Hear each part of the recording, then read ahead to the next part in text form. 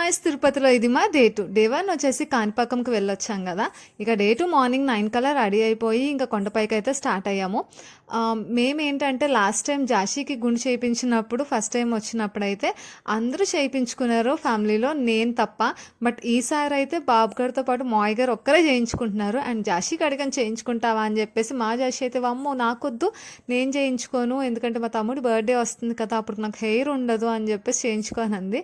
So మేము కూడా ఇంకేం అనలేదు అనమాట. నాకైతే ఇష్టం లేదు చేయించడం, అందుకని చెప్పేసి చేయించలేదు.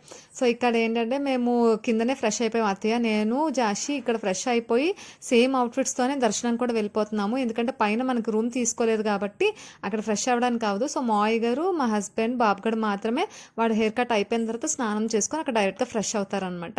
సో హెయిర్ అయితే చాలా బాగుంటుంది. అది పోతున్నందుకు కొంచెం బాధ అనిపిస్తుంది, బట్ ఇట్స్ ఓకే, మళ్ళీ బర్త్డే కల్లా వచ్చేయాలి కదా, అందుకని చెప్పేసి బాబుకి 9th మంత్లోనే హెయిర్ కట్ అయితే చేయించేస్తున్నాం.